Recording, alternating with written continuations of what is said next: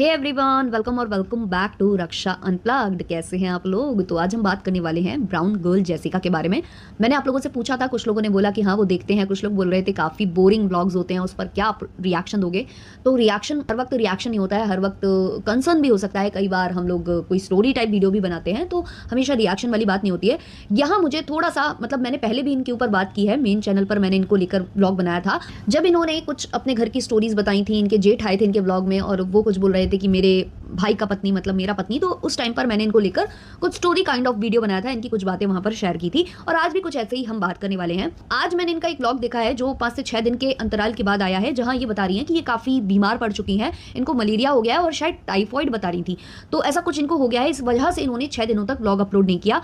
बोल रही थी तो काफी ज्यादा हाफे जा रही थी, उनकी सांस फूल रही थी और भी बहुत कुछ बातें हैं जो हम इस वाले व्लॉग में डिस्कस करने वाले हैं। तो उससे पहले अगर आप चैनल पर नए हो और अगर अभी तक आपने चैनल को सब्सक्राइब नहीं किया है तो सब्सक्राइब कर लेना, बेल बटन हिट कर लेना। ऑल्सो वीडियो को अभी से लाइक कर देना क्योंकि बाद में आप लाइक करना भूल जाते हो। तो पहले हम इनकी थोड़ी सी बैक स्टोरी जान लेते हैं। तो जेसिका जो है इंडियन है, वो कोलकाता में पली बड़ी हैं, लेकिन वो बेसिकली बिलोंग करती हैं साउथ से। वो साउथ इंडियन क्रिश्चियन है, तो वहाँ से वो बिलोंग करती हैं और उनकी फैमिली कोलकाता में थी, वहीं पर ये लोग रह रहे थे। और जो इनके हस्बैंड है, फॉस्टी नाम है उनका, तो वो भी वहीं पर फुटबॉलर थे। तो इनकी मुलाकात चर्च वगैरह में हुई थी। इन्होंने एक लव स्टोरी वीडियो भी बनाया है। तो इनकी मुलाकात चर्च में हुई थी और वहाँ से ये लोग आपस में एक दूसरे से मिलने लगे, फिर एक दूसरे को ये पहले समझने लगे, दोस्त बने, फिर उसके बाद ये एक दूसरे को डेट करने लगे और फिर इन्होंने अपने परिवार वगैरह से बात की। पहले परिवार इस चीज़ के लिए रेडी नहीं था क्योंकि उनके जो हस्बैंड हैं वो उतना ज़्यादा स्टेबल नहीं थे। फिर धीमे धीमे वो स्टेबल हुए, उन्होंने अपना परिवार बढ़ाया शादी वगैरह करके। और उसके बाद जो जेसिका हैं वो चली जाती हैं हस्बैंड के साथ नाइजीरिया। जबकि जेसिका ने खुद अपने व्लॉग्स में बताया है पहले कि हम लोगों ने डिसाइड किया था, यानी कि जेसिका और उनके हस्बैंड ने मिलकर डिसाइड किया था कि वो कभी नाइजीरिया में जाकर नहीं रहेंगे। वो अगर रहेंगे तो या तो इंडिया में रहेंगे या किसी दूसरी फॉरेन कंट्री में जाकर रहने लगेंगे, लेकिन नाइजीरिया वो कभी नहीं जाएंगे। लेकिन जैसे ही उनकी शादी होती है, बच्चा होता है, कोरोना वगैरह आ जाता है, तो उस टाइम पर उन लोगों को ऐसा लगता है कि यहाँ पर वो स्टेबल नहीं हो पा रहे हैं, इतना ज़्यादा उनकी अर्निंग नहीं हो पा रही है या जो भी उन्होंने सोचा हो। क्योंकि जेसिका ने यह भी बताया है कि जब वो दिल्ली में शॉप चला रहे थे, क्योंकि वहाँ पर वो नाइजीरियन फूड वगैरह वो वहाँ पर सेल करते थे अपनी शॉप पर, तो उस वक्त पर बहुत सारे पैसे जो जेसिका के हस्बैंड है वो गांव भेजा करते थे, यानी कि नाइजीरिया उनके जो गांव है, गांव एरिया ही लगता है, वो आउटस्कर्ट्स में रहते हैं वो लोग। तो वहां पर उन्होंने बहुत सारा पैसा भेजा था ताकि वो अच्छा सा ज़मीन वगैरह लेकर और सेटल डाउन हो जाए उनका परिवार। बट उनके परिवार ने क्या किया, अच्छी जगह ज़मीन ना लेकर उन्होंने बिल्कुल बाहरी इलाके में ऐसे ज़मीन ले ली और वहाँ उन लोगों ने घर वगैरह बना लिया। उसके बाद कोरोना वगैरह आता है और जेसिका के हस्बैंड जेसिका को मना लेते हैं वापस नाइजीरिया जाने के लिए। अब जेसिका जो है अपने हस्बैंड के साथ नाइजीरिया चली जाती हैं। उसके बाद उनका जो पासपोर्ट है, क्योंकि उन्हें वीज़ा की ज़रूरत थी, तो पासपोर्ट वगैरह उनके जमा हो जाते हैं, सबमिट हो जाते हैं। और अभी तक उनका जो पासपोर्ट है उन्हें नहीं मिला है, ना ही उसमें वीज़ा वगैरह का प्रोसेस हुआ है। अब ये इतना लेट क्यों हुआ है ये बिल्कुल भी समझ में नहीं आ रहा। बहुत कुछ फिशी है इनकी लाइफ में, ऐसा मुझे अब लगता है। पहले मुझे शुरू में लगता था कि लोगों को ज़्यादा ही लोग सोचते हैं, बट ऐसा नहीं है, क्योंकि उनको बहुत सारे कमेंट्स आते थे इस तरीके के कि तुम सेफ नहीं हो, तुम बता दो, तुम्हें कुछ प्रॉब्लम है तो तुम बता दो। बट वो हमेशा इसको हंसी में टालती थी। लेकिन अब धीमे धीमे जो उनकी बातें मैं सुन रही हूँ तो मुझे थोड़ा थोड़ा फिशी लगता है। बाकी आप लोग अगर उन्हें देखते हो तो आपको कैसा लगता है, आप लोग भी बताना।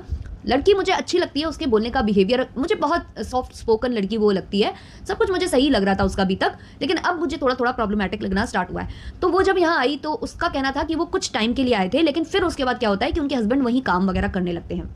हस्बैंड उनके कैमरे पर बहुत कम आते हैं, ज़्यादातर तो वो आते ही नहीं है। 1-2 व्लॉग में मैंने उनको देखा है, शायद वो जब बाहर ट्रैवल करने गए हैं, बाहर खाना पीना करने गए हैं, तब थोड़ा बहुत उनको देखा है। तो इस तरीके से वो ज़्यादा व्लॉग में आना भी पसंद नहीं करते। उसके बाद वहाँ की जो स्टोरीज जेसिका ने सुनाई हैं कि यहाँ पर एक आदमी 3-3, 4-4 वाइफ से शादी कर लेता है और भी ज़्यादा लड़कियों से शादी हो जाती है। और वहाँ पर ऐसा भी होता है कि 60-60 साल के बुढ़े भी शादी कर लेते हैं 15-16 साल की लड़कियों से, क्योंकि वहाँ पर जो ऑल इन ऑल सबसे ज़्यादा चलता है वो चलता है पैसा। अगर आपके पास पैसा है तो सब कुछ है, ऐसा कुछ उन्होंने बताया था। उनकी जो खुद के फादर इन लॉ हैं उन्होंने भी 2 से 3 ऐसे शादियाँ कर रखी हैं। तो ये सब जेसिका बताती थी तो लोगों को और ज़्यादा शक होता था कि ऐसा तो नहीं इनके हस्बैंड भी इनको ऐसे चीट कर रहे हो। क्योंकि क्या होता था ना कि हस्बैंड दिखते नहीं हैं और हस्बैंड ने ऐसे बोला कि पहले वो कभी नहीं जाएंगे नाइजीरिया, फिर वो नाइजीरिया भी चले गए, फिर वो वहीं पर सेटल होने लग गए। तो ये कहीं ना कहीं लोगों को प्रॉब्लमेटिक लगा रहा था। अब जेसिका वहाँ गई, जेसिका ने बिल्कुल वहाँ पर ढल गई। अब जैसे अपने गाँव के इलाकों में चलता है ना, आज भी चूल्हे पर खाना बनना है ना, गैस वगैरह यूज़ नहीं करते हैं। गाँव वाले इलाके अगर आप यहाँ के साइड भी जाओ इंडिया में तो वो उस तरीके से वहाँ का रहन सहन है। लाइट भी वहाँ पर बहुत रेयरली ही रहती है। वीडियोज़ भी वो बनाती है तो बताती है कि कनेक्शन अच्छा नहीं आता है तो काफ़ी टाइम लग जाता है, 3-3, 4-4 घंटे अपलोडिंग में लग जाते हैं। तो बहुत कुछ वो वहाँ पर फेस कर रही है। बाहर खुले में खाना बनाना, लाइट इलेक्ट्रिसिटी होना नहीं, पढ़ाई के लिए भी थोड़ा सा प्रॉब्लम ही है बच्चे के साथ, गर्मी इतनी ज़्यादा झेलना, है ना, इतनी गर्मी में वो शायद कभी रही नहीं। तो बहुत सारी बातें हैं। लोग उनको देखते थे तो कमेंट करते थे कि अगर तुम सेफ फील नहीं कर रही हो तो बताओ। शुरू शुरू में वो अपनी फैमिली की तारीफ भी बहुत करती थी, बहुत ज़्यादा तारीफ करती थी, लेकिन हाँ, उन्होंने थोड़ी थोड़ी बातें बताई थी कि जैसे पैसे इन्वेस्ट सही से नहीं किए गए, गलत जगह इन्वेस्ट किए गए, गलत जगह लैंड ले लिया, बहुत सारी बातें उन्होंने पहले की हैं। लेकिन फिर क्या हुआ ना, ये दिखाती थी कि फैमिली बहुत परफेक्ट है, सबसे मिलवाती थी, सबको अपने चैनल पर लाती थी, अपनी नंद हो गई, अपने जेठ हो गए, या फिर अपनी सासू माँ हो गई। लेकिन हाँ, उनकी सासू माँ का जो टोन था, बोलने का बिहेवियर था, वो लोगों ने काफ़ी हद तक पकड़ लिया था कि वो खुश टाइप की नहीं रहती हैं, वो थोड़ी सी इरिटेटेड सी रहती हैं, गुस्से गुस्से में रहती हैं वो, और शायद उनकी जेसिका से उतनी बनती नहीं है। लेकिन अब धीमे धीमे बहुत सारी बातें खुलकर आ रही हैं। जेसिका, यहाँ तक कि इंग्लिश में सबटाइटल डालना भी उन्होंने कम कर दिया है।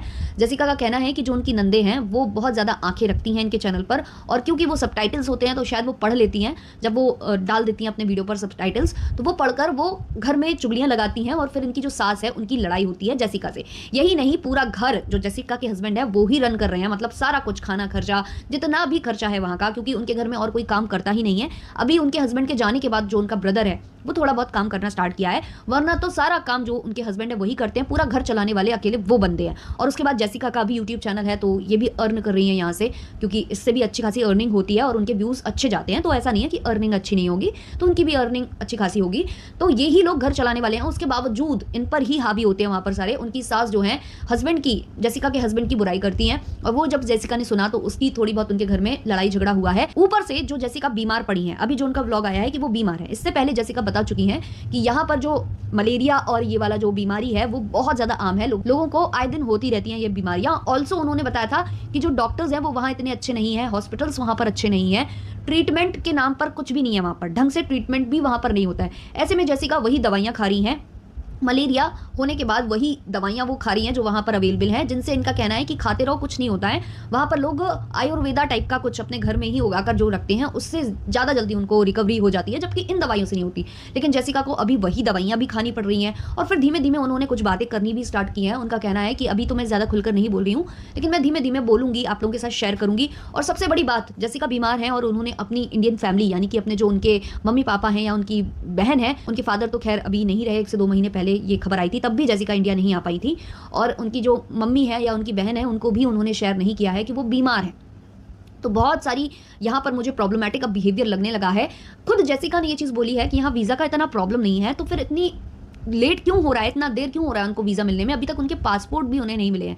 क्या उन्हें वाकई में वीज़ा नहीं मिल रहा है, या उनके हस्बैंड ने वहाँ बोलकर रखा हुआ है, क्योंकि उनके हस्बैंड शायद ये चीज़ें सोच रहे हो कि हम जेसिका को वापस नहीं ले जाएंगे, हम यहीं रहेंगे, आप अपनी फैमिली यहीं पर कंटिन्यू करेंगे? क्या ऐसी बात है? वो अभी बहुत कुछ फिशी है यहाँ पर, और यही कुछ चीज़ें मैं नोटिस कर रही थी, और इसलिए मैंने आप लोगों से पूछा था कि हमें इस पर बात करनी चाहिए। उनको लगातार कॉमेंट्स आते हैं कि आप सेफ नहीं हो वहाँ पर, आप अपना पासपोर्ट लो, वापस इंडिया आ जाओ, आप अपने बच्चे के फ्यूचर के लिए, अपने लिए यहाँ पर आकर रहो। और मुझे अब ऐसा लगता भी है कि जेसिका अंदर अंदर ये चीज़ें सोच भी रही हैं कि अब हमें हमारा पासपोर्ट अगर मिल जाए तो हम वापस इंडिया आ जाएं।